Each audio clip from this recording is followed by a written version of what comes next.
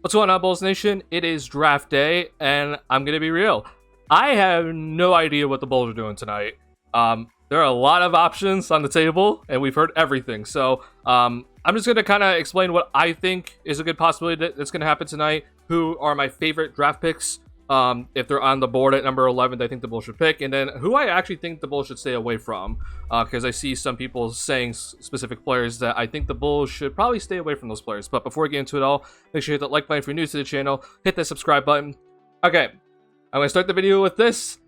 I don't really know much about college basketball. All my scouting, all my ideas of these players have come in the last week and a half. I've taken the time to look at some players that I think could be good for the Bulls, and some players that I've determined that aren't too good for the Bulls. But take everything with a grain of salt with what I'm saying here, because I am not the draft expert. I honestly think that you guys know more about this draft than I do. But I'm here to give my opinion because I think I know how this front office likes to work, and I have some predictions of what the front office will do if certain circumstances come around. So, I'm going to go ahead and tell you my picks that I think are probably going to happen, and I think the Bulls are probably going to take them. And I'm going to tell you the picks that I personally like, and then I'm going to tell you where some players I think the Bulls should stay away from. So, first things first, the way that this front office is drafted in the previous years, so I'm thinking back to Patrick Williams, Ayo Dosunmu, Dalen Terry, Julian Phillips, okay? And, you know, we forget about Marko Simonovic, that basically just didn't happen, all right?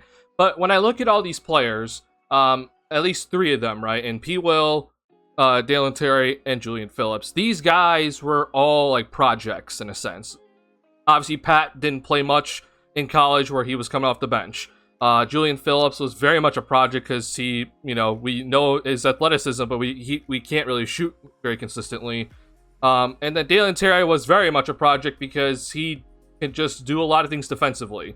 But I think this front office has been pretty hell-bent on, we're going to draft based off of potential and look at all your physical gifts, and then we're going to try to figure you out later on and see if you can develop into a good player. So the players that really fit those categories, I'm going to go ahead and tell you right now, and one of them is Cody Williams. Now, I think if Cody Williams is on the board at number 11, which is not likely in my opinion, but if he is there, I think this front office is 1000% going to take him.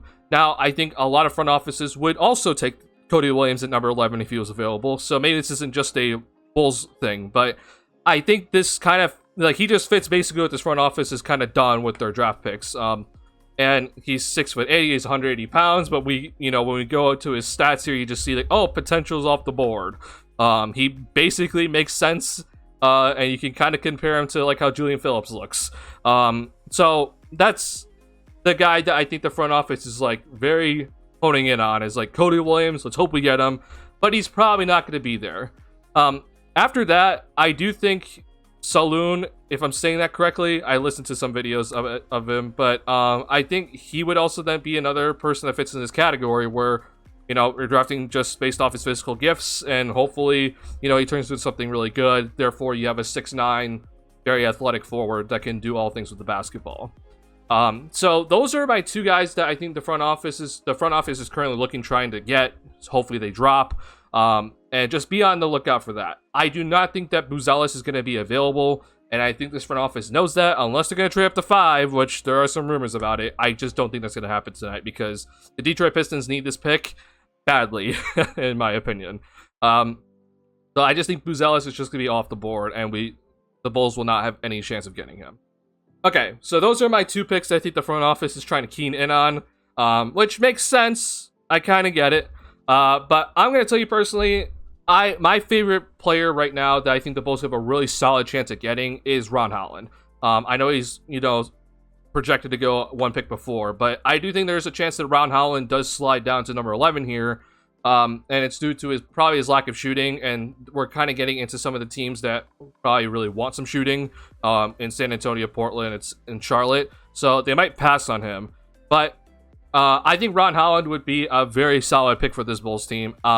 In the little film that I have watched, This guy is one heck of a defender, and I would love for him to be on this Bulls squad, knowing that we have this really solid defender who, I don't want to say it, but I'm going to say it, who I could honestly trust maybe even more than Patrick Williams at the moment, for certain matchups and certain defensive responsibilities, especially the weak side defense and passing lanes. I would just like to have that, and I'm aware his three-point shooting was in the dirt this past season in the G League, but I think his shooting stroke looks really good, and I think that as he gets stronger, it's just going to smooth out, and he's going to become actually a really solid shooter.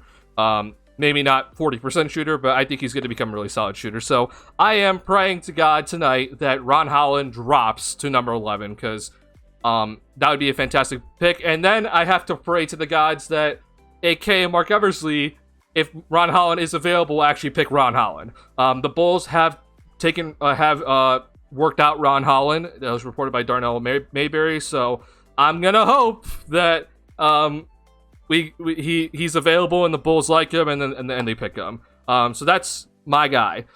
My second guy, personally, and this is just, again, all just my opinion, I do like Carlton Carrington a lot. People are not going to like this comparison, but he kind of reminds me of Kirk Heinrich in a sense. And I'm not saying that his potential is Kirk Heinrich, but Carrington is like a really, like, he's mostly just a shooter. He does kind of have some problems trying to finish at the rim because he's not as explosive, and he can't necessarily get by defenders that easily. But my thing is this, he has really good size for a guard, and so he does just seem to be kind of like this tweener guard. And I know you're already thinking, like, oh my god, another guard, Duncan. How many guards do we need on this team? I don't really care necessarily that it's another guard. I always go off with drafts of, like, who I think the best player is available. I don't care about roster fit whatsoever. And I think Carrington can immediately come in and just, his shooting is just going to be immediate impact on this team. It will be interesting to see, though, how he would progress his finishing at the rim. But I just think because he is a nice, like, he has good size for a guard, and he's only a freshman, obviously. He's still 18, right? I would trust that his strength is going to fill out better, and that he'll be able to finish really well at the rim moving forward in his career. Kind of similar to what we saw with Kobe White. Kobe White, when he first came into the NBA, he obviously could shoot, but he's very streaky. And Kobe, you could see that he had, that quickness about him that maybe Carrington doesn't have. But Kobe would struggle to finish at the rim because he just didn't have the upper body strength. And he has nice size for the guard position as well.